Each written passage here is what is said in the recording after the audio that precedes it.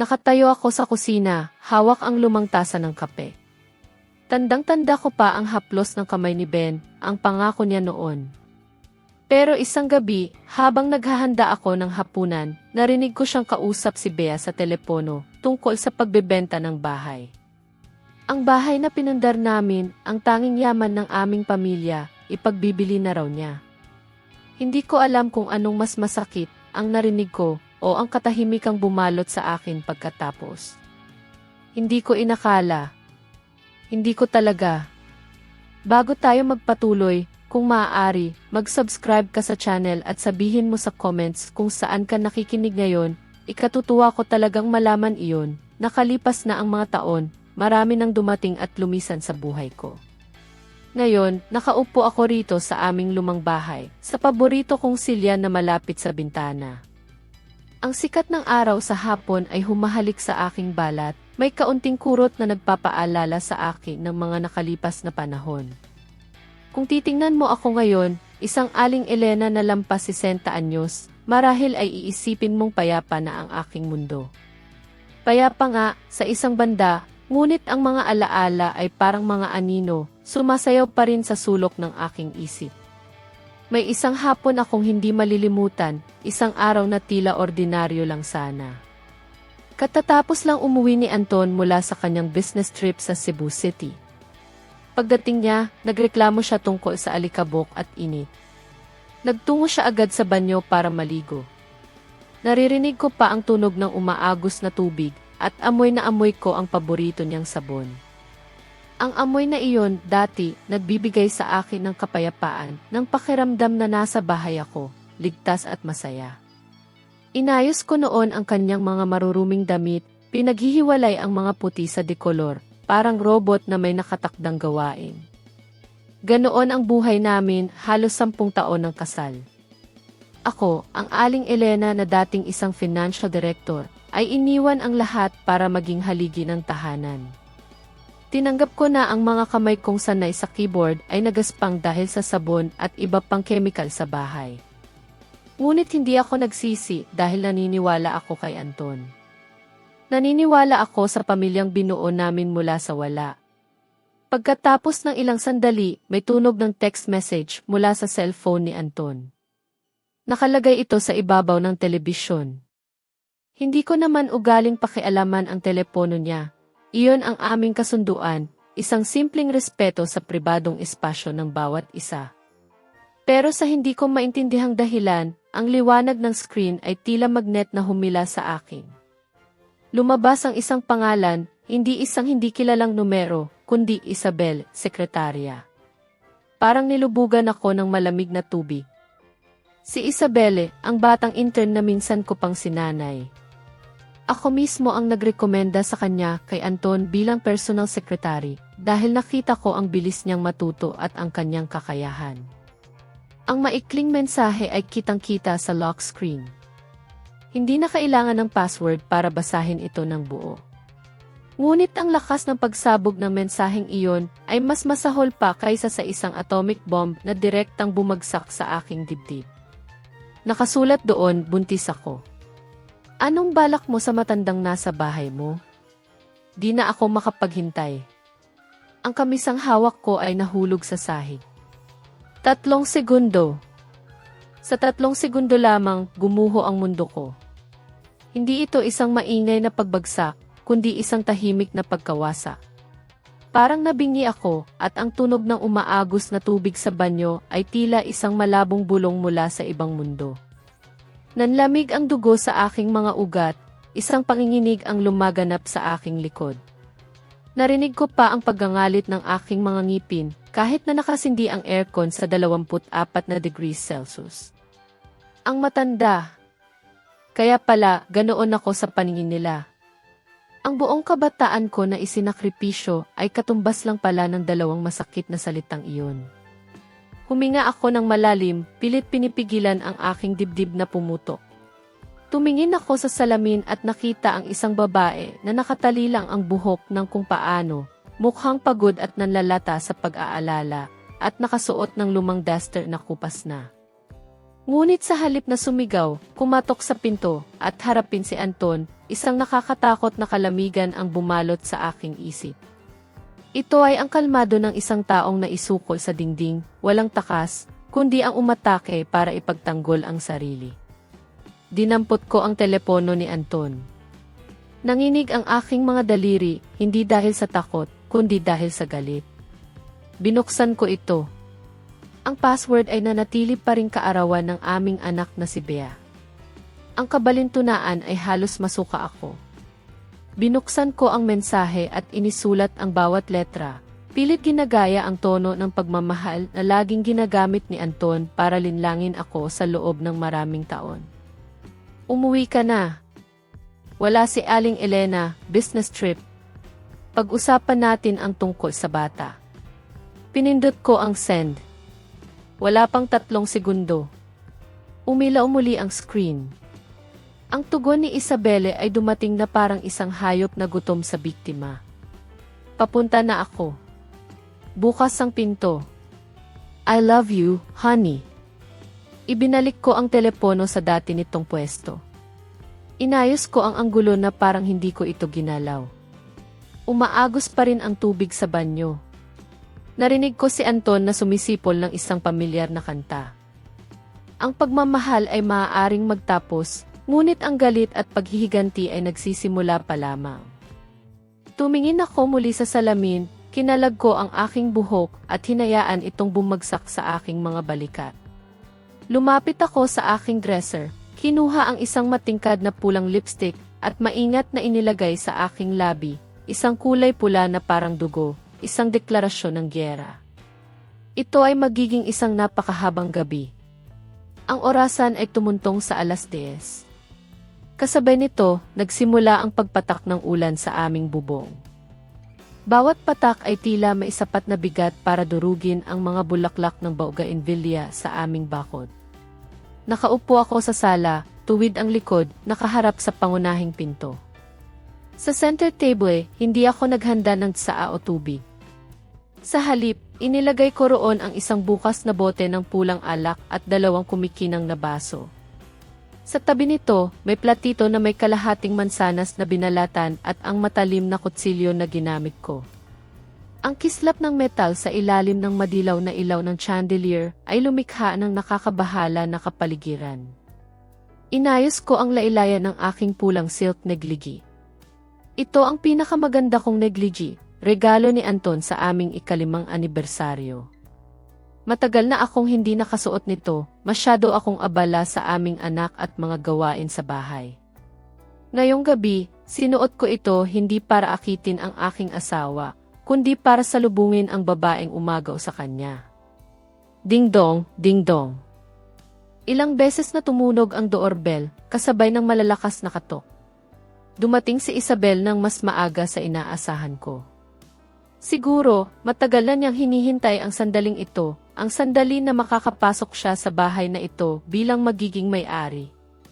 Tumayo ako at dahan-dahang lumakad. Bawat hakbang sa malamig na sahig na baldosa ay isang kirot sa aking puso, ngunit habang mas masakit ang aking puso, mas lalong naging matalas ang aking isip. Huminga ako ng malalim at pinihit ang seradura ng pinto. Bumukas ang pinto at isang bugso ng malamig na hangin ang pumasok, kasama ang amoy ng basang lupa. Naroon si Isabelle, nakakasilaw sa ganda at karangyaan. Nakasuot siya ng manipis na pulang silk negligee na may 2 strap lamang. Sa ibabaw nito, isang eleganteng cream-colored trench coat. Sa kanyang kamay, isang branded na bag, ang parehong nakita kong tinitingnan ni Anton sa isang website noong nakaraang buwan, sinasabing para raw sa asawa ng kanyang boss. Lumabas na ang asawa ng boss ay itong kerida niya. Ang mapanuksong ngiti sa labi ni Isabelle ay biglang nawala nang makita niya ako ang nagbukas ng pinto at hindi si Anton. Napako siya sa kinatatayuan, gulat na gulat ang mga mata, hindi makapagsalita. Isabelle, umiti ako. Isang ngiti na paulit-ulit kong pinraktis sa harap ng salamin. Isang ngiting pala kaibigan, ngunit malamig hanggang buto. Ang ganda mo naman. Gabi na, anong lakad mo? Pasok ka. Malamig sa labas. Baka magkasakit ka. Umurong ako. Binuksan ko ng maluwag ang pinto, hinayaan siyang pumasok na parang isang mahalagang bisita. Nanatiling nakatayo si Isabel. Nagbago ang kulay ng kanyang magandang mukha, mula sa pula ay naging maputla. Tumingin siya sa loob ng bahay, pagkatapos ay tumingin muli sa akin, naghahanap ng anino ni Anton para humingi ng tulong. Ngunit ang sumalubong sa kanya ay ang katahimikan at ang aking mga mata, na tila tumatago sa kanyang kaluluwa. Anong nangyari? Si Anton ang nagpadala sa iyo ng mensahe, di ba? Tanong ko, bahagyang ikiniling ang ulo. Ang boses ko ay tahimik na parang nagtatanong lang ako ng isang walang kabuluhang bagay.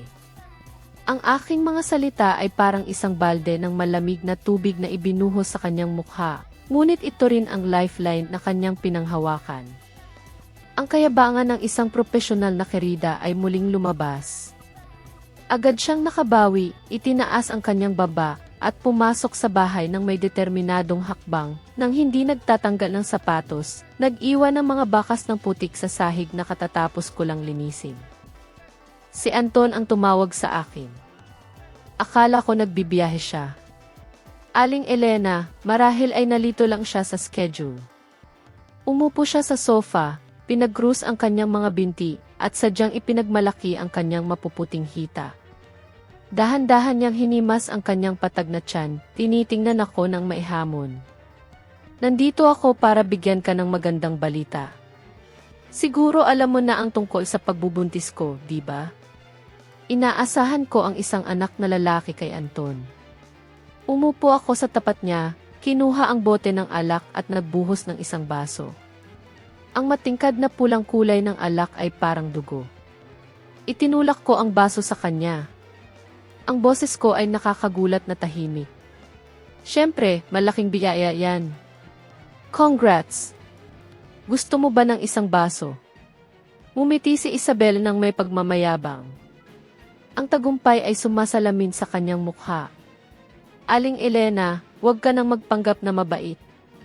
Hindi umiinom ang mga buntis. Masama sa anak ko. Matagal nang pinapangarap ni Anton ang anak na ito. Kailangan kong mag-ingat. Bawat salita niya ay parang karayom na tumutusok sa aking puso. Gustong-gusto ni Anton ang anak na lalaki. Alam ko iyon dahil si Bea lang ang naibigay ko at ilang beses na ring ipinahiwatig ng aking biyenan ang pagtatapos ng kanilang linya. Ngayon, ginagamit niya ang sugat na iyon para saktan ako. Ah, nga pala, nakalimutan ko. Kinuha ko ang kutsilyo at dahan-dahang pinaikot sa aking kamay. Ang kislap ng metal ay nakatakot kay Isabel. Umurong siya ng kusa. Kalmado kong binalatan ang mansanas. Ang talim ay dumulas ng walang kahirap-hirap at ang balat ay nahulog sa plato. Kung gayon, babalatan na lang kita ng mansanas. Matamis ito, ngunit mag-ingat ka dahil ang mga buto nito ay lason. Ang hangin sa sala ay naging labis na tensyonado. Lumunok si Isabel. Ang kanyang mga mata ay gumagala, tinitingnan ang pasilyo na pat. Sa aming silid-tulugan. Sa sandaling iyon, bumukas ang pinto ng banyo. Lumabas si Anton. Isang tuwalya lang ang nakabalot sa kanyang baywang. Tumutulog pa rin ang kanyang buhok. Habang pinupunasan ang kanyang buhok, sumipol siya at malakas na nagsabi, "Honey, pakikuha naman ako ng malamig na tubig." Nauuhaw ako pagkatapos maligo. Huminto bigla ang kanyang pagsipol. Natigilan ang kanyang mga paa sa hangin na parang isang estatwa. Nanlaki ang kanyang mga mata at nanliit ang kanyang mga pupil nang makita ang eksenang nasa harapan niya. Ang kanyang asawa ay maihawak na matalim na kutsilyo at ang kanyang kerida ay nakaupo na takot sa sofa. Dalawang babae, isang legal na asawa at isang kerida, nagkaharap sa iisang silid, sa ilalim ng iisang bubong. Maging ang tuwalya sa baywang ni Anton ay tila malapit ng mahulog dahil sa panginginig ng may-ari nito. Tila huminto ang oras sa aming sala. Ang tunog ng ulan sa labas ay tila lumalakas, nilulunod maging ang mabigat na paghinga ni Anton. Nakatayo siya roon, hubad sa literal at matalinghagang kahulugan. Ang kanyang mukha ay nagbago mula sa pagkagulat patungo sa lubos na takot. Isabelle, anong ginagawa mo rito? Nanginginig ang boses ni Anton. Ang kanyang mga mata ay nagpapalit-palit mula sa akin patungo kay Isabelle, na parang naghahanap ng butas na mapagtataguan. Nang makita si Anton, agad na inalis ni Isabelle ang kanyang maskara ng kayabangan at isinuot ang mukha ng isang kaawa-awang biktima. Mabilis siyang tumayo, tumakbo kay Anton at yumakap sa kanyang dibdib habang nagsimulang bumuhos ang luha na parang summer rain. Anton, natatakot ako. Niloko ako ni Aling Elena para pumunta rito. May hawak siyang kutsilyo. Sabi niya papatayin niya raw kami, pati ang anak mo. Hikbi ni Isabel. Hawak ang kanyang tiyan, nanginginig siya na parang isang maamong kordero sa harap ng isang lobo. Nanatili akong nakaupo. Hawak ko pa rin ang kutsilyo at ang kalahating binalatang mansanas. Ang makita ang kanyang murang melodrama ay halos masuka ako. Ang lalaking minsan kong minahal at ginagalang ay ngayon yumayakap sa ibang babae sa harapan ko, sa sarili kong tahanan. Nang marinig ang sinabi ni Isabelle, ang natural na likas na pagprotekta sa kanyang kerida at sa anak na magpapatuloy ng kanyang angkan ay nananaig. Ang takot at konsensya ay nailibing. Itinaas niya ang kanyang ulo at tiningnan ako. Ang kanyang mga mata ay hindi na nagpakita ng pagsisisi, kundi ang galit ng isang taong nahuli sa akto, ngunit sumisigaw upang itago ang kanyang kasalanan. Aling Elena, anong kalokohan yan? Bakit mo siya niloko para pumunta rito? Anong balak mo sa anak ko? Sigaw ni Anton na namumula ang mukha. Inilagay ko ang kutsilyo sa mesa, isang tuyong tunog ang umalingaw-ngaw. Tumayo ako, direktang tumingin sa mga mata ni Anton at nagsalita ng malinaw at matatag na boses. Ako ang nambiro. Tingnan mo ang cellphone mo. Ang mensaheng ipinadala mo sa kanya, umuwi ka na. Wala si Aling Elena, business trip. Mahalaga pa ba kung sino ang nag-imbita? Nandito na siya at dala niya ang dugo mo sa kanyang sinapupunan. Natahimik si Anton. Alam niyang nabuking siya, ngunit hindi matanggap ng kanyang pagkalalaki ang pagkakamali. Niyakap niya si Isabel ng mas mahigpit na parang ako ay isang halimaw na handang lumamon sa kanila ng buhay. Kahit buntis siya, may pinag-aralan ka. Bakit ka nagpapakabayolente? Sino ang sinusubukan mong takutin sa kutsilyong yan? Nagbabalat ako ng mansanas para sa bisita. Ang isang bisita na dumarating sa bahay ay kailangang bigyan ng inumin o makakain. Iyan ang itinuro sa akin ng iyong ina. Ngunit para sa mga bisita na hindi naman talaga bisita at gustong tapakan ang may-ari ng bahay, maswerte sila na ganoon ang pakikitungo ko sa kanila. Ngumiti ako ng mapait, nakatutok ang mga mata kay Isabelle, na nagkunwari pang nanginginig sa mga bisig ni Anton. Nang makita na nasa panig niya si Anton, lalong naglakas loob si Isabelle. Sumigaw siya sa sakit, hawak ang kanyang tiyan. Ay, Anton, masakit ang tiyan ko. Parang dinudugo ako. Nakakatakot ang tingin ni Aling Elena. Natatakot ako na baka makaapekto ito sa sanggol. Ang kitsch na eksena ng pagdurugo sa mga telenovela ay ginamit ni Isabel ng walang hiya, ngunit para kay Anton, ito ay mas epektibo kaysa sa ano pamang bagay. Nang marinig ang mga salitang dinudugo ako, namutla si Anton. Isabelle, anong nangyayari sa iyo? Huwag mo akong takutin. Ang anak ko. Nagpanik si Anton. Nakalimutan niyang halos hubad siya. Nakalimutan niya ang aking presensya bilang kanyang asawa.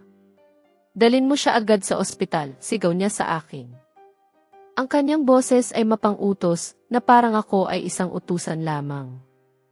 Ano pa ang hinihintay mo, Aling Elena? Kunin mo ang susi ng kotse. Hindi ako kumilos.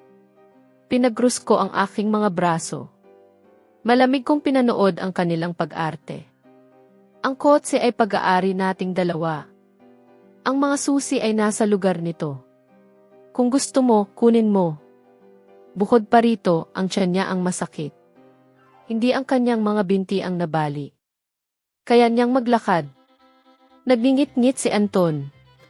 Tiningnan niya ako nang may galit na hindi ko pa nakita kailanman. Sa gitna ng galit at pag-aalala para sa kanyang tagapagmana, binuhat niya si Isabelle at tumakbo patungo sa pinto. Sa pagdaan niya sa aking tabi, marahil dahil sa panik o dahil gusto niyang ilabas ang kanyang galit, malakas niya akong itinulak sa balikat. Ang tulak ay napakalakas na nawalan ako ng balanse at bumagsak sa gilid ng aming glass center table. Crack! Ang matalim na gilid ng mesa ay nag-iwan ng malalim na hiwa sa aking braso. Umagos ang dugo, tumutulo sa puting sahig. Sakit, isang hindi maipaliwanag na sakit. Ngunit hindi man lang lumingon si Anton. Hindi niya man lang alam na nabagsak ako. Sa kanyang mga mata ngayon, tanging si Isabelle at ang kanyang hindi pa naisilang na anak ang mahalaga. Sumara ang pinto ng may kalakasang tunog.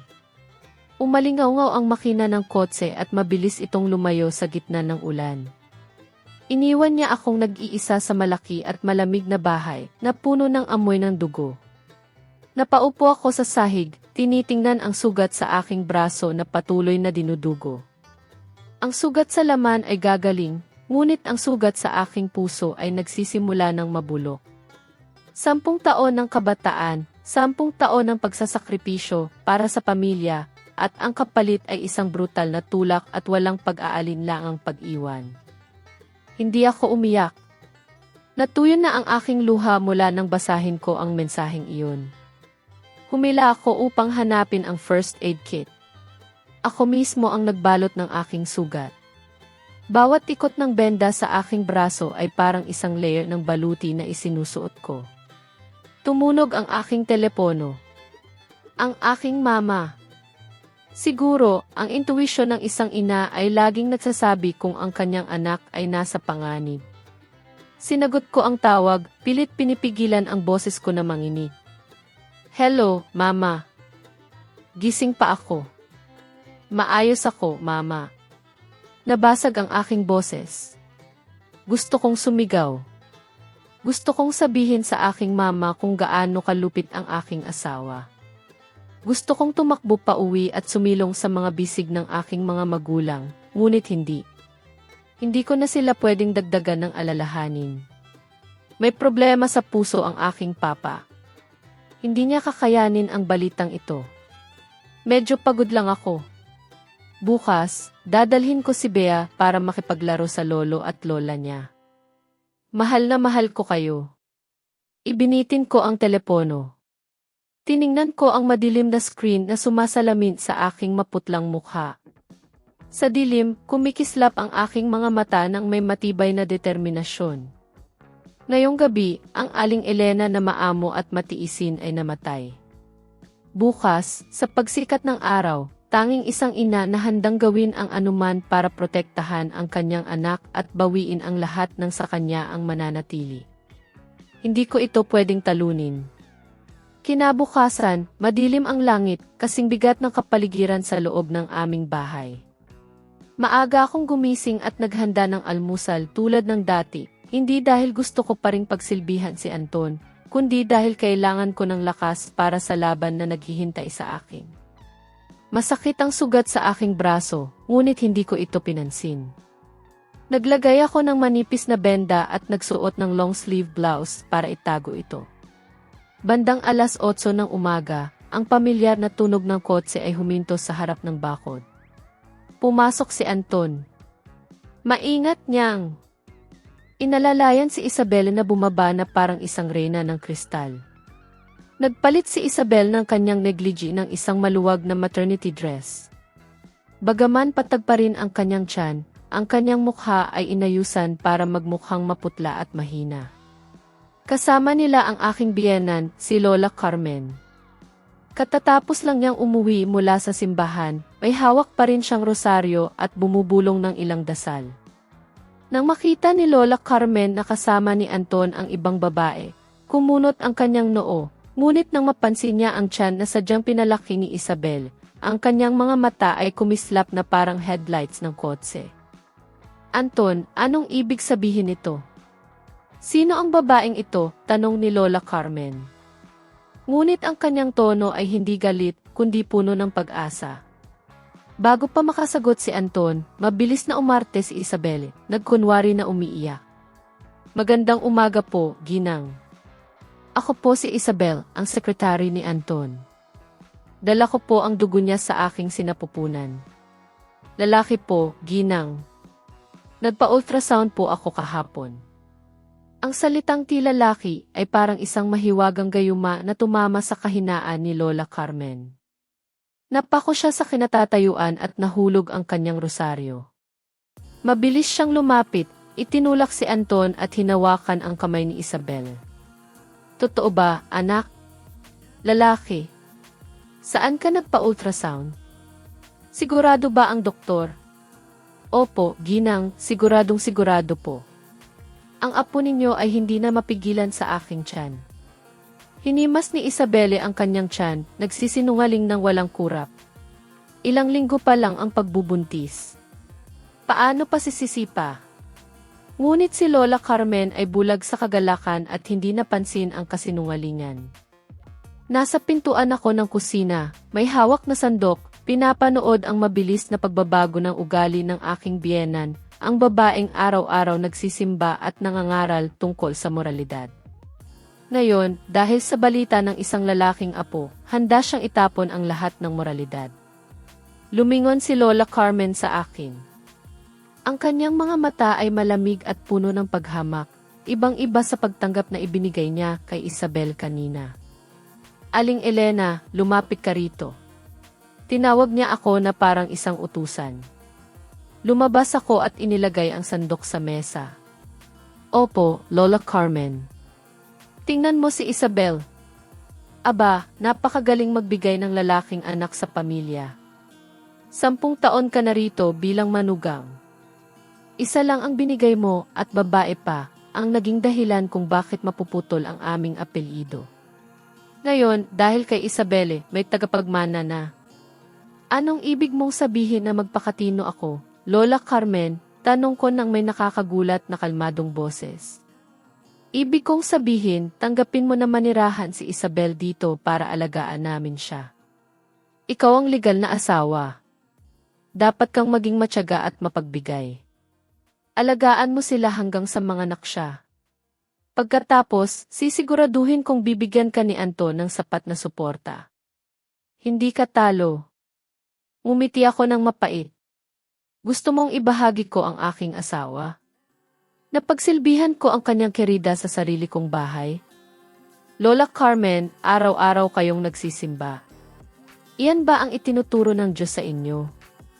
Huwag mong isama ang Diyos dito, sigaw ni Lola Carmen, hinampas ang mesa. Ang isang babaeng hindi marunong magbigay ng lalaking anak, iyon ang pinakamalaking kasalanan. Ang pamilyang ito ay nangangailangan ng tagapagmana. Kung hindi mo kaya, hayaan mong iba ang gumawa. Kung hindi mo matanggap, humingi ka ng diborsyo. Ngunit sinasabi ko sa iyo, ang bahay na ito, ang lupang ito ay sa pamilya. Itinayo ito sa pera ni Anton. Kung umalis ka, aalis ka ng walang dala. Huwag kang umasang may madadala ka. Si Anton, na nakatayo sa tabi niya, ay nanatiling tahimik, na nangangahulugang sumasang-ayon siya sa kanyang ina. Si Isabel naman, ay sumiksik sa balikat ni Lola Carmen, nang may ngiti ng tagumpay sa kanyang mga labi. Isang malademonyong alyansa ang nabuo sa harap ko. Isang taksil na asawa, isang biyanang binulag ng tradisyon, at isang tusong kerida. At si Bea, bata pa lang siya. Mapupunta lang siya sa ibang pamilya. Simula ngayon, ilipat mo ang mga gamit niya. Si Isabelle ang mananatili sa inyong kwarto. Maganda doon ang sikat ng araw. Mabuti sa buntis, utos ni Lola Carmen. Isang malupit na utos na inaagaw maging ang espasyo ng kanyang sariling apo. Sumikip ang aking puso. Kaya kong tiisin ang lahat ng kanilang insulto, ngunit ang isama ang aking anak, ang kunin ang kanyang mga karapatan para ibigay sa isang bata na hindi pa nga sigurado kung kasama sa pamilya. Iyon ay isang bagay na hindi ko maaaring payagan. Lola Carmen, ang bahay na ito ay pag-aari nating dalawa. Nag-ambag ako dito. May legal akong karapatan. Hindi ninyo ako pwedeng paalisin basta-basta. Nag-alab ang mga mata ni Lola Carmen. Mula sa kanyang pitaka, kinuha niya ang isang luma at naninilaw na papel. Akala mo ba dahil matanda na ako ay bobo na ako? Ang titulo ng bahay na ito ay nakapangalan pa rin sa akin. Nang kayo'y ikasal, ibinigay ko sa inyo ang lupa, ngunit hindi ko kailanman inilipat sa inyong pangalan. Karapatan kong magpasya kung kanino ko ito ibibigay at sinasabi ko sa iyo ngayon. Ililipat ko ang bahay na ito sa pangalan ng aking apo sa sandaling ipanganak siya. Parang bumukas ang lupa sa ilalim ng aking mga paa. Lumabas na matagal na pala niyang plinano ang lahat. O marahil ay laging may ace up her sleeve siya para protektahan ang ari-arian ng kanyang anak mula sa akin. Wala akong pag-asa, literal na wala. Ang buhay sa bahay na iyon ay naging impyerno. Opisyal nang lumipat si Isabel at inangkin ang aming master's bedroom, sinasabing mas komportable iyon para sa isang buntis. Ako ay inilipat sa maliit at mamasa-masang bodega sa likod bahay, na dating ginagamit lang para sa mga lumang gamit, para doon matulog kasama si Bea. Nagsimula ang economic abuse ni Anton. Nang hapong iyon, nagtungo ako sa isang mall para bumili ng pagkain at gatas para kay Bea. Nang iabot ko ang credit card, tiningnan ako ng cashier ng may awa. Ma'am, denied po. Block po ang card. Sinubukan ko ang pangalawa, ang pangatlo, lahat walang pondo. Natigilan ako sa gitna ng mahabang pila, namumula ang mukha sa hiya. Ang mga mapanuri na mata ay nakatitig sa akin na parang mga balaraw. May cash po ba kayo, ma'am? Tanong ng cashier ng mahina. Kinapa ko ang aking pitaka, ngunit ilang barya at papel na pera na lamang ang natira. Hindi sapat kahit para sa isang maliit na lata ng gatas. Malungkot kong ibinalik ang lahat ng pinamili, maliban sa isang pakete ng instant noodles. Paglabas ko ng supermarket, bumuhos ang aking luha. Ganap akong sinakal ni Anton. Gusto niyang pilitin akong lumuhod at magmakaawa o umalis sa sarili kong kagustuhan. Pagdating ko sa bahay, nakita ko si Isabel na nakahiga sa aming mamahaling sofa, nanonood ng telebisyon habang kumakain ng Davao Pomelo, isang bagay na bihira kong bilhin dahil sa kamahalan. Sa sahig, nakakalat ang mga balat ng buto ng mirasol. Nang makita niya akong walang dalang pinamili, umiti siya nang may mali siya. Nako, Aling Elena, galing ka sa palengke pero walang dala. Sayang. Siguro block na ang card mo ni Anton, di ba? Sabi niya, baka raw gamitin mo ang pera para suportahan ang ibang lalaki, kaya kailangan daw higpitan. Kung kailangan mo ng pera, sabihin mo lang at bibigyan kita ng limos. Kawawa naman si Bea, baka magutom. Hindi ko siya pinansin at dumiretso sa kusina, ngunit maging ang aking kusina ay hindi na sa akin. Lahat ay magulo. Ang mga spice jars na maingat kong inayos ay nakakalat. Sa mesa, isang bunto ng maruruming plato mula sa tanghalian. Ay, Aling Elena. Pagod kami ni Lola Carmen kaya hindi namin nahugasan. Hugasan mo na lang, sige. Sabi ng doktor, hindi ako pwedeng humawak ng kemikal. Ang boses ni Isabelle ay parang isang boss na nagbibigay. Nagbibigay ng utos sa kanyang katulong. Kinuyom ko ang aking mga kamao, ang aking mga kuko ay tumutusok sa aking palad. Pasensya. Kailangan kong maging matiisin. Wala pa akong ebidensya. Wala akong pera. Wala akong kapangyarihan. Kung gagawa ako ng eskandalo ngayon, mawawala sa akin ang kustodya ni Bea. Hinugasan ko ang mga plato ng tahimik. Ang tunog ng mga pinggan ay sumasalamin sa kaguluhan sa loob ko. Nang gabing iyon, pagkatapos ng isang tensyonadong hapunan, binigyan ako ni Isabel ng isang baso ng orange juice. Ang kanyang mukha ay puno ng peking pag-aalala. Uminom ka, Aling Elena, para lumakas ka. Tingnan mo kung gaano ka kaputla. Pamilya pa rin tayo. Hindi mo kailangan maging malakas para alagaan si Bea. Tiningnan ko ang baso ng juice nang may pag-aalinlangan, ngunit ang panunuyo ng lalamunan at ang sakit ng ulo ay nagpahina sa aking paghusga. Kinuha ko ang baso at ininom ito ng isang lagukan. May kakaibang mapait na lasa ito. 15 minuto lamang pagkatapos, nagsimulang umikot ang aking mundo. Ang mga pader ay tila gumuho at ang kisame ay nagsimulang umikot. Nakaramdam ako ng matinding init na parang may apoy sa loob ng aking katawan. Sinubukan kong tumayo para kumuha ng malamig na tubig, ngunit hindi tumugon ang aking mga braso at binti. Sa gitna ng aking pagkahilo, nakita ko ang sarili kong sumisigaw at naghahagis ng mga bagay. Nakita ko si Isabel na sumiksik sa tabi ni Anton. Kinukuhanan ako ng video gamit ang kanyang telepono habang isang malademonyong ngiti ang nakapinta sa kanyang mga labi. Narinig ko ang boses ni Lola Carmen na sumisigaw sa mga kapitbahay. Tulong! Ang manugang ko, baliw na. May kutsilyo. Gusto kaming patayin. Saklolo. Gusto kong sumigaw na hindi ako baliw, na may inilagay sila sa aking inumin, ngunit naparalisa ang aking dila. Mga walang saysay na ungol lamang ang lumabas sa aking bibig. Ang huling larawan na nakita ko bago ako lamunin ng ganap na dilim ay ang malamig at malupit na mukha ni Anton. Tiningnan niya ako na parang basura na kailangang itapon agad. Nang idilat ko ang aking mga mata, ang matapang na amoy ng disinfektante ay bumalot sa aking tiyan. Nakahiga ako sa isang malamig na kama na metal. Ang aking mga kamay at paa ay nakatali ng mga strap na gawa sa balat. Sa paligid ko, 4 na pader na puti at walang bintana. Bumukas ang bakal na pinto. Isang lalaki na may puting gown ang pumasok kasama si Anton. Nakilala ko siya. Siya si E. Ramon Santos, isang lumang kaibigan ni Anton sa inuman. Kamusta siya? Malala ba ang kalagayan ng asawa ko? Tanong ni Anton. Ang kanyang boses, puno ng peking pag-aalala, ay halos masuka ako. Inayos ni E. Ramon Santos ang kanyang salamin at tiningnan ako ng walang emosyon. Acute psychosis na may tendensyang bayolente at delusions. Kailangan niyang ihiwalay at bigyan ng matagalang paggamot. Handa na ang kanyang medical certificate. Nanlamig ang dugo sa aking mga ugat. Isang perpektong plano.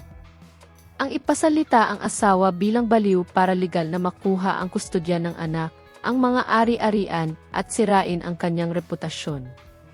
Nagpumiglas ako at sumigaw. Anton, demonyo! Palayain mo ako! Hindi ako baliw. Lumapit si Anton. Bumulong siya sa akin para ako lang ang makarinig. Manahimik ka, Aling Elena. Magpahinga ka ng ilang buwan. Hintayin mo na ikasal kami ni Isabel. Kung sa panahong iyon ay matino ka pa, pupuntahan kita. Inilagay niya ang isang gusot na papel sa aking kamay, bumiti nang may mali siya at tumalikod. Iniwan akong sumisigaw sa pagkasuklam sa puting silid na iyon. Ngunit ang pinakamasakit ay hindi ang pagkakakulong, kundi ang mga salitang nakasulat sa papel na ibinigay niya. Ang iyong papa ay nasa Lux Medical Center. Nagkaroon siya ng heart attack. Ang balita ng heart attack ng aking papa ay parang isang balaraw na direktang tumusok sa aking puso, mas masakit kaysa sa anumang pisikal na pagpapahirap. Ang aking papa, ang lalaking buong buhay ay naging mabuti at simple, ang lalaking nagbenta ng lupang para sana sa kanyang pagreretiro, para lamang bigyan kami ng panimulang kapital, ay ngayon nakikipaglaban sa pagitan ng buhay at kamatayan. Sigurado akong dahil ito sa balitang ang kanyang paboritong anak ay nagpakabaliw at tinanggihan ng kanyang asawa. Kinagat ko ang aking labi hanggang sa dumugo ito. Ang lasa ng dugo ang nagpanatili sa natitira kong katinuan. Hindi ako pwedeng mabaliw. Hindi ako dapat mabaliw. Kung susuko ako ngayon, sino ang magliligtas sa aking papa? Sino ang magpoprotekta kay Bea? Bumukas muli ang pinto. Hindi si Ike Ramon Santos, kundi si Anton. Pumasok siya ng kalmado, may hawak na makapal na folder. Umupo siya sa tabi ng aking kama. Tiningnan niya ako na parang isang hari na nagbibigay ng pabor. Nabalitaan ko. Kritikal ang kalagayan ng papa mo. Kailangan niya ng operasyon at stent agad. Malaki ang gagastusin. Maaaring umabot sa 2,500,000 piso at ang pamilya mo, ang mga magulang mo ay walang pensyon. Ang pera sa pagbebenta ng lupa ay ibinigay niyo sa amin para magtayo ng bahay. Kumislap ang aking mga mata sa kanya. Ang aking galit ay sapat na para pagpira-pirasuhin siya. May mukha ka pa bang sabihin iyan? Ang pera at pawis ng aking mga magulang. Tama na ang drama. Inihagis ni Anton ang folder sa aking dibdib. Perma. Ito ay isang divorce agreement. Aalis ka ng walang dala at ibibigay mo sa akin ang kustodya ni Bea. Bilang kapalit, itatransfer ko ngayon din ang 2,500,000 piso para sa operasyon ng iyong papa at sasabihin ko kay Ifi Santos na palayain ka sa lugar na ito. Kinuha ko ang mga papel nang nanginginig ang mga kamay. Bawat salita ay parang hatol ng kamatayan para sa aking buhay. Ari-arian, si Elena Garcia ay kusang loob na tumatalikod sa anumang karapatan sa ari-arian ng mag-asawa.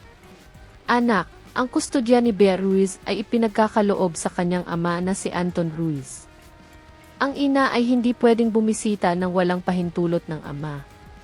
Talaga bang ganoon na lang, Anton? Si Bea.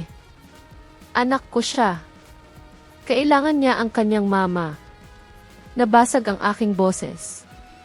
Nagkibit balikat si Anton ng walang bakas ng emosyon. Mas magiging maayos si Bea sa akin. Ikaw ngayon ay isang baliw. Walang pera, walang bahay. Ano ang ipapakain mo sa kanya? Tubig? O mas gusto mong mamatay ang papa mo dahil hindi mo kayang bayaran ang operasyon? Tinamaan niya ang aking pinakamalaking kahinaan. Ang aking pagiging anak at ina ay naglalaban sa loob ko. Sa isang panig, ang aking karapatan kay Bea.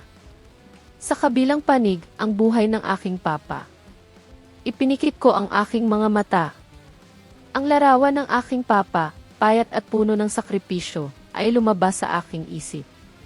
Buong buhay niya ay isinakripisyo niya para sa akin. Hindi ko siya pwedeng hayaan na mamatay ng ganoon. At si Bea, anak, patawarin mo si mama. Kailangang mabuhay si mama. Kailangang mabuhay si lolo para mabawi kita. Ibigay mo sa akin ang ballpen. Ang boses ko ay paos, parang tunog ng basag na salamin.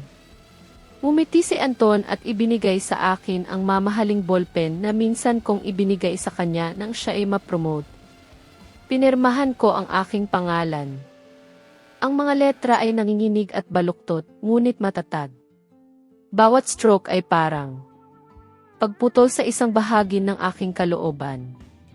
Napakabuti mo namang anak. Pagkatapos ng lahat, sabi ni Anton, kinabig ako sa balikat ng may pagmamayabang. Ang pera ay na-transfer na. Sa isang oras, makakalabas ka na. Good luck sa bago mong buhay bilang isang pulubi. Tumalikod siya at umalis ng walang bakas ng pagsisisi. Isang oras pagkatapos, pinalaya ako. Tumakbo ako na parang baliw patungo sa Lucas Medical Center. Dinala na ang aking papa sa operating room. Nakaupo si mama, si Aling Flora, sa pasilyo, mas lalo pang namuti ang kanyang buhok, namamaga ang mga mata. Nang makita niya ako, umiyak siya at niyakap ako ng mahigpit. Aling Elena, anak ko, bakit ito nangyari sa iyo? Sabi nila baliw ka raw. Hindi ako naniwala. Alam kong hindi ka baliw, anak. Niyakap ko ang aking mama. Nabasa ang aking balikat sa kanyang mga luha. Hindi ako baliw, mama. Kailangan kong maging matino para makapaghiganti. Kinuha nila ang lahat sa akin, mama. Ang bahay, ang pera, ang anak ko, lahat. Nang gabing iyon, matagumpay ang operasyon. Nailigtas ang aking papa. Umupo ako sa tabi ng kanyang kama, hawak ang kanyang magaspang na kamay. Sa labas, bumubuhos ang ulan, may kasamang kulog at kidlat. wala na akong tahanang babalikan. Ako ay isang talunan na bansagang baliw at iniwan ng aking asawa. Ngunit sa kaibuturan ng sakit, isang apoy ng paghihiganti ang nagsimulang magliyab. Sumumpa ako, babawin ko ang lahat at may interes. Sisiguraduhin kong luluhod sa akin ang mga taong yumapak sa aking pamilya. Nag-vibrate ang telepono sa bulsa ng aking lumang damit. Isang mensahe mula sa hindi kilalang numero, ngunit alam ko kung sino. Isang larawan ng isang masayang pamilya. Si Anton, Isabel, at Bian na kumakain ng seafood platter sa aking bahay. Sa tabi ng larawan, isang mensahe. Salamat sa paglisan mo. Sana masarap ang tulog mo sa ilalim ng tulay. Mahigpit kong kinuyom ang telepono. Nabali ang screen, sinugatan ang aking kamay at dinugo ito. Nakalipas ang 3 buwan. Ang amoy ng rancid oil mula sa mga tira-tirang pagkain at matapang na sabon ay bumalot sa aking ilong. Halos masuka ako, ngunit ang aking walang lamang tiyan ay walang mailabas. Nakaupo ako sa sahig sa tabi ng lababo sa likuran ng isa sa mga pinakamahal na restaurant sa Makati City, Metro Manila. Ang aking mga kamay, na minsan pinuri ni Anton na parang usbong ng kawayan, ay ngayon gusot, natuklap dahil sa matagal na pagkakadikit sa sabon, at ang aking mga kuko ay marumi at magaspang. Pumasok ako rito bilang tagahugas ng plato, isang mahirap na trabaho, mababang sahod, ngunit mailibreng pagkain at tirahan. At ang pinakamahalaga, walang nagtatanong tungkol sa aking nakaraan o sa peking medical certificate na nagsasabing baliw ako. Sa umaga, naghuhugas ako ng libu-libong plato. Sa gabi, ginagamit ko ang oras para muling mag-aral ng batas at accounting gamit ang aking basag na screen na telepono. Hoy, bilisan mo! Nagrereklamo ang SFC customer sa dessert. Upo ka lang dyan, sigaw ng manager. Opo, tapos na po, sagot ko. Mabilis akong yumuko at kinuskos ang mga plato. May malaking banquet sa restaurant ng gabing iyon. Sabi nila, advance baptismo daw iyon ng anak ng isang mahalagang developer. Wala akong pakialam, kailangan ko lang magtrabaho para kumita ng kaunting dagdag pera. Bigla, ang tunog ng mga takong na tumatama sa basang sahig ng kusina ay umalingaw-ngaw. Isang pamilyar at matapang na pabango ang bumalot sa aking ilong.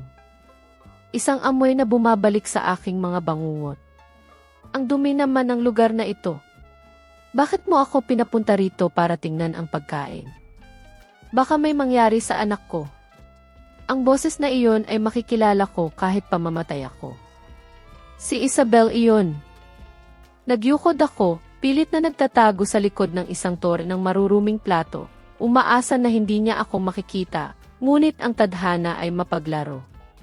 Sandali, pamilyar ang mukhang iyan. Huminto si Isabel at yumuko para tingnan ako. Nakasuot siya ng kumikinang na evening gown. Bahagyang umumbok ang kanyang tiyan. O marahil ay isang panlilinlang lamang. Sa kanyang lieg, isang kumikinang na kwintas na brilyante. Nasa likod niya si Anton, may hawak na baso ng alak, namumula ang mukha dahil sa alak. Tinignan niya ako ng may galit. Aba, sino ang narito? Ang dating asawa ko. Hindi ka panipaniwala. Bumagsak ka ng ganito, naghugas ng plato para mabuhay. Totoo nga ang sabi nila. Kung ano ang puno, iyon ang bunga. Kahit bihisan mo ng seda, unggoy pa rin. Dahan-dahan akong tumayo, pinagpag ang aking uniforme na may mansa ng grasa, itinaas ang aking ulo at direktang tiningnan sila. Ang aking mga mata ay hindi na nagpakita ng takot, kundi ang kalmado ng isang dagat bago magkaroon ng malaking bagyo. Ang pagtatrabaho ng marangal ay hindi kailanman nakakababa ng dangal. Mas mabuti iyon kaysa mabuhay sa panlilinlang at pagsasamantala sa iba. Nagtawa si Isabel ng nakakainis. Matapang pa rin, ano? Anton, tingnan mo, nakakaawa siya. Sige na, para sa lumang panahon, bibigyan kita ng limos para swertehin ang pamangkin mo.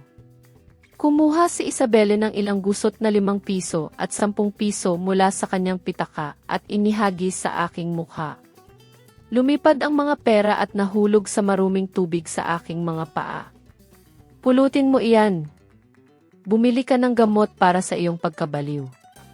Nang asar si Isabel. Sumama si Anton sa kanyang pagtawa. Hayaan mo na, mahal. Huwag kang makisalamuha sa mga ganitong klase ng tao. Tara na sa party. Naghihintay sila. Umalis sila, iniwan akong nakatayo sa gitna ng maruruming plato at nakakalat na pera sa sahig. Hindi ako umiyak. Yumuko ako at pinulot ang bawat pera, hindi dahil kailangan ko, kundi dahil ginagalang ko ang halaga nito, at gagamitin ko ang parehong pera na iyon, simbolo ng kahihiyan, para ipadala sila sa kanilang sariling impyerno. Habang nagtatapon ako ng isang balde ng maruming tubig sa women's restroom, narinig ko ang isang taong sumusuka sa reserved room. Bahagyang nakabukas ang pinto. Dahil sa pagka-curious, sumilip ako. Si Isabelle iyon, pilit na inilalabas ang lahat ng kinain niya. Ngunit ang nagpatigil sa aking mundo ay hindi ang pagsusuka, kundi ang ginawa niya pagkatapos. Tumayo siya, nag-flush ng inidoro, at mula sa kanyang bag ay kinuha niya ang isang maliit na liquor flask. Ininom niya ito ng isang lagukan na parang isang adik na matagal nang walang fix. Isang buntis na babae, nagdadala ng pinahahalagahang tagapagmana, umiinom ng alak ng patago sa banyo. Mayroong mali.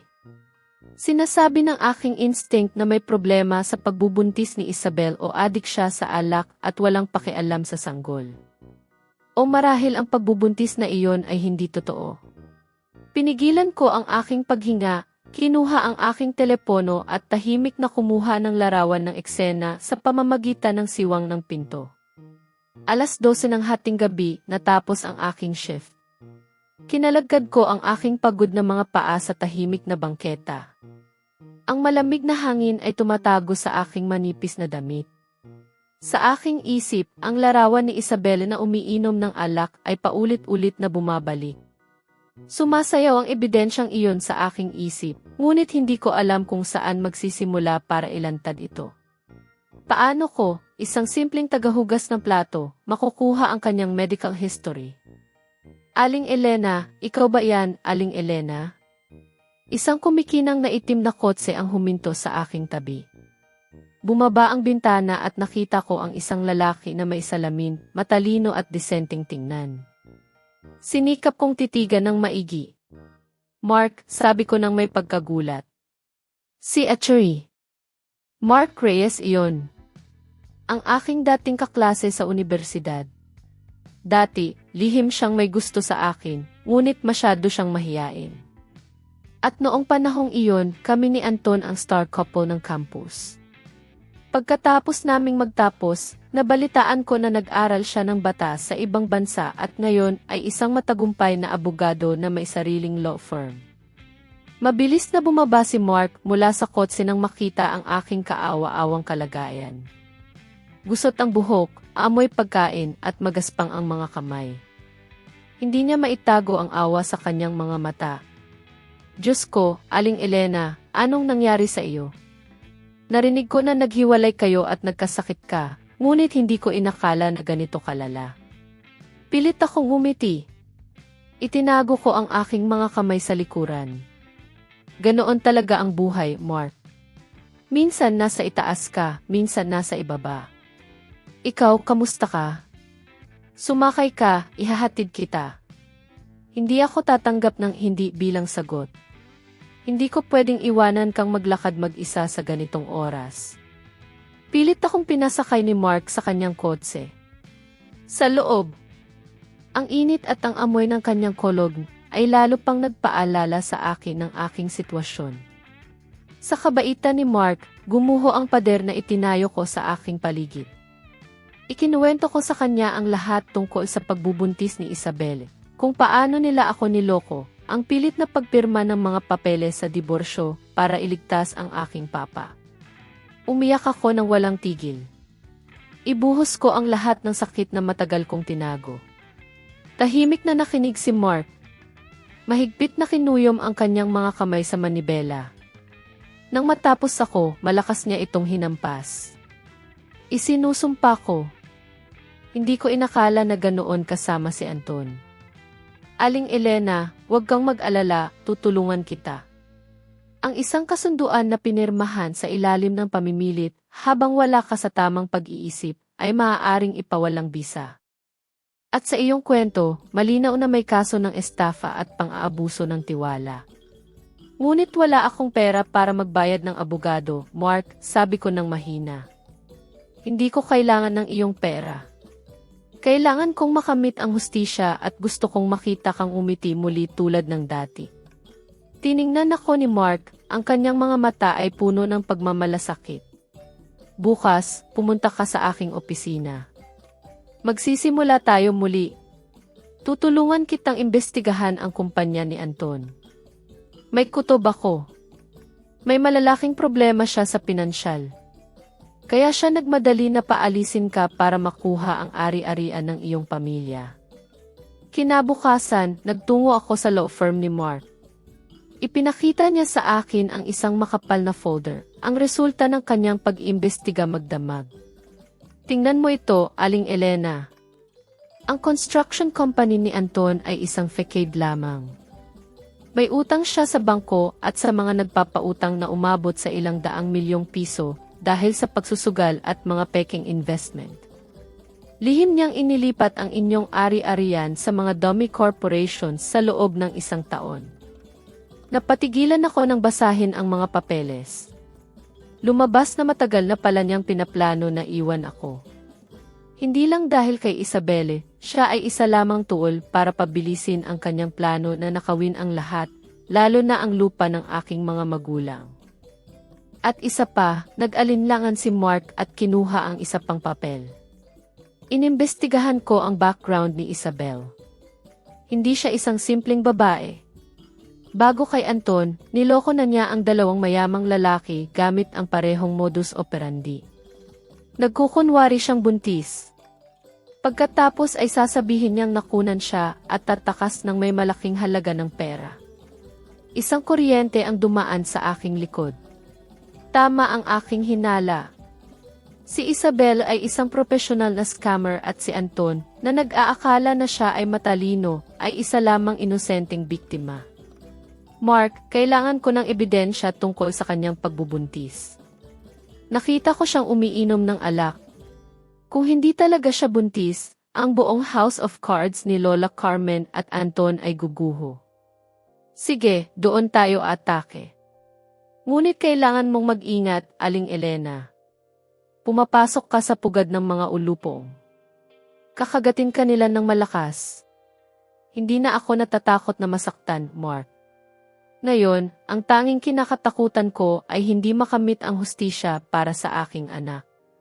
Ang magaspang na kamay ng security guard ay dumikit sa aking balikat na parang matatalim na kuko. Ang amoy ng murang sigarilyo na halo sa kanyang hininga ay nakakasuka.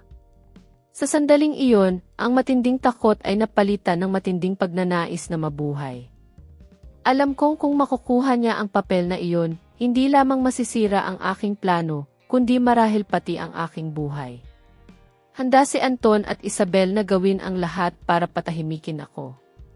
Bitawan mo ako, pervert. Saklolo! Isang pervert, sumigaw ako ng buong lakas. Ang aking matinis na boses ay bumasag sa katahimikan ng eskinita.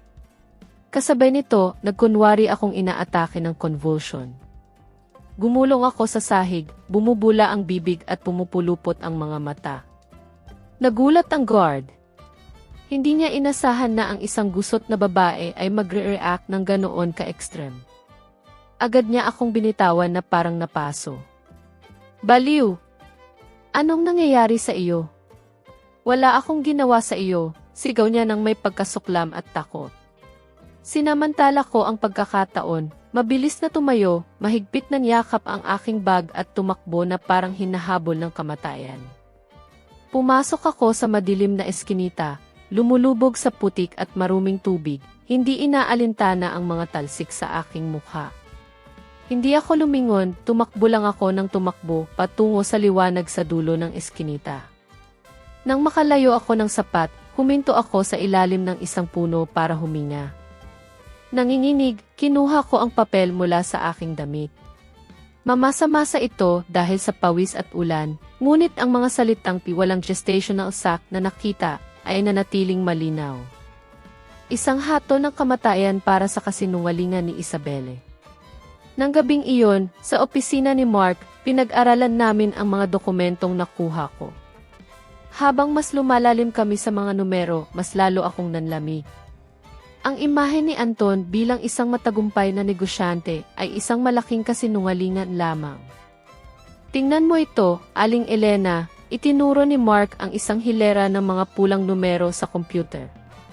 Ang kumpanya ni Anton ay lubog sa mga utang sa bangko na lumampas sa 500 milyong piso. Ang mga nagpapautang na kinuha niya para sa mga peking proyekto ay malapit ng maningil. Nasa bingit siya ng pagkalugi. Napatigilan ako, ngunit bumibili siya ng mamahaling bag para kay Isabelle. Nagpalit siya ng kotse at naghahanda ng isang malaking party. Iyan ay isang peking imahe lamang para makakuha ng mga bagong investors na kanyang lolokohin, paliwanag ni Mark. At ang pinakamahalaga, kailangan niya ng malinis na pera para bayaran ang utang sa bangko. At alam mo ba kung saan niya kukunin ang perang iyon? Tiningnan ko si Mark at sa kanyang mga mata, naintindihan ko ang lahat. Ang lupang minana ko sa aking mga magulang, bulong ko na nabasag ang boses sa sakit. Ang malawak na lupa sa probinsya kung saan nakatira ang aking mga magulang ay ngayon nagkakahalaga na ng 100 milyong piso dahil sa bagong plano ng pagtatayo ng isang highway. Alam na alam iyon ni Anton. Eksakto, sabi ni Mark. Kailangan niyang makipagdiborsyo sa iyo para wala kang karapatan sa mga ari-arian. Pagkatapos ay gagamitin niya ang anumang paraan para pilitin ang iyong mga magulang na ibenta ang lupa. Si Isabelle at ang kanyang peking pagbubuntis ay mga piyesa lamang sa kanyang laro para pabilisin ang mga bagay. Napaupo ako sa silya, nanginginig. Ang pakiramdam ng niloko, ginamit at tinrato na parang isang kordero na handa para sa pagkatay ay sumira sa aking puso. 10 taon ng pagmamahal at sakripisyo para lamang sa isang malamig na kalkulasyon. Hindi lamang niya gustong nakawin ang aking asawa at anak, kundi pati na rin ang huling kanlungan ng aking mga magulang. Hayop siya, sabi ko nang may galit.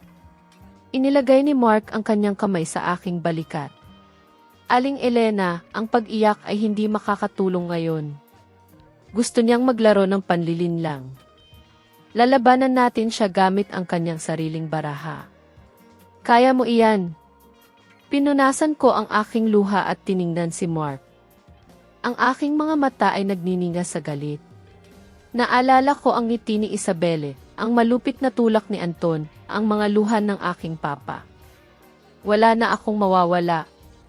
Gusto niya akong linlangin, tingnan natin. Pagsisisihan niya na ipinanganak siya sa mundong ito. Tumayo ako at tiningnan ang mga ilaw ng syudad sa labas. Isang matapang na plano ang nabuo sa aking isip. Si Anton ay parang isang sugatang hayop, desperado, galit at puno ng kahinaan. At ako ang magiging mangangaso na maglalagay sa kanya sa pinakamatamis na bitag. Nag-vibrate ang aking telepono. Isang spam message tungkol sa isang mabilis na pautang. Ngumiti ako. Mark, matutulungan mo ba akong gumawa ng peking financial profile? Gusto kong magpanggap na isang mayamang investor. Kinabukasan, huminto ako sa harap ng isang hair salon sa kanto. Sa salamin, nakita ko ang sarili kong pagod at magulo. Ang aking mahaba at kulot na buhok ay nakatali lang ng kung paano.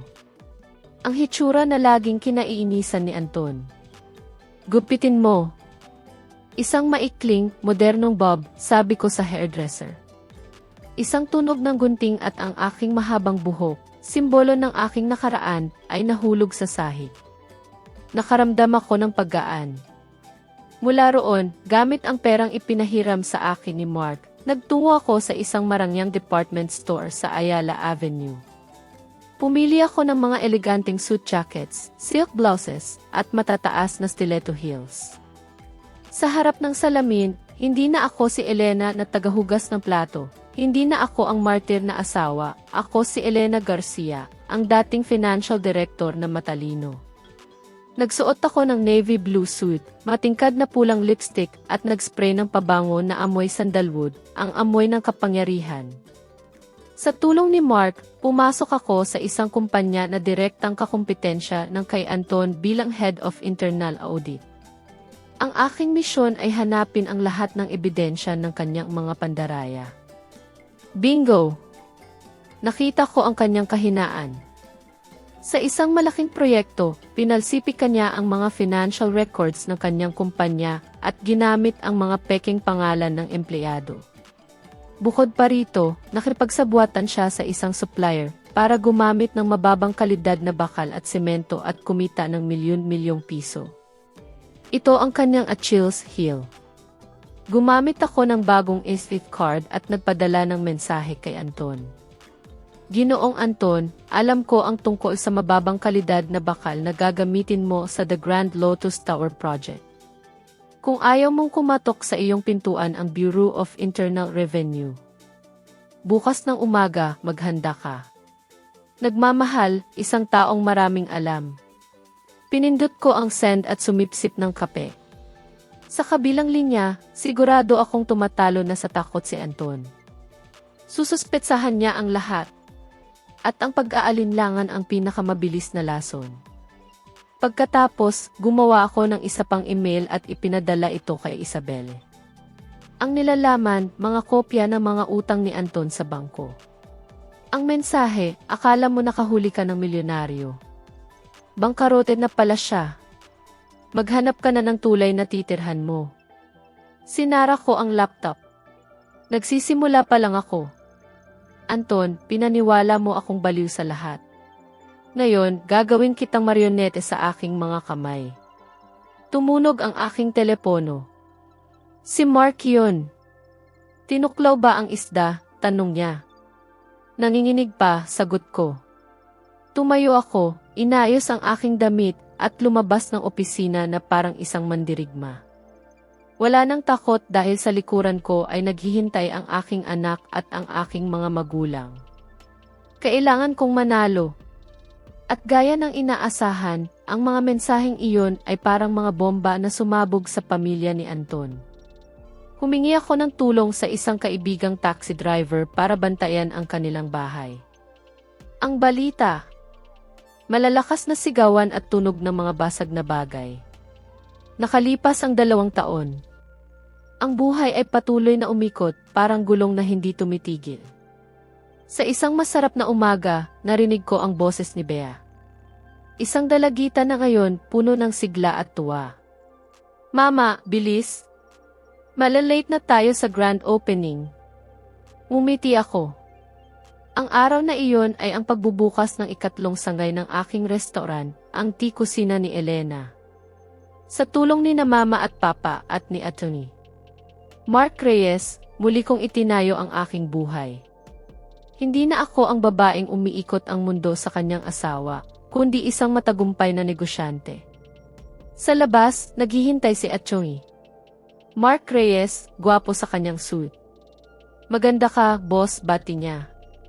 Sa loob ng 2 taon, hindi niya ako iniwan. Naghintay siya, binigyan ako ng panahon para gumaling, para mahanap ang aking sarili. Bago kami nagtungo sa restaurant, dumaan muna kami sa sementeryo. Inilagay ko ang mga bulaklak sa puntod ni Lola Carmen. Ang kapatawaran, naisip ko, ay hindi para sa kanila, kundi para sa akin. Para sa kapayapaan ng aking puso. Sa restaurant, sa gitna ng palakpakan, pinutol ko ang pulang ribbon. Niyakap ako ni Bea ng mahigpit. Mama, ipinagmamalaki kita. Ang kanyang mga salita ay parang musika sa aking pandinig. Lumapit si Atty. Mark Reyes at hinawakan ang aking kamay. Aling Elena, sabi niya, ngayong may 3 branch ka na, balak mo bang magbukas ng bagong branch para sa iyong buhay? Isang pamamahalaan nating 2? Napatawa ako. Isang tawa na matagal nang nawala. Pag-aaralan ko ang iyong business proposal, Attorney Mark. Pero posible na aprobahan ko agad. Natawa kaming lahat.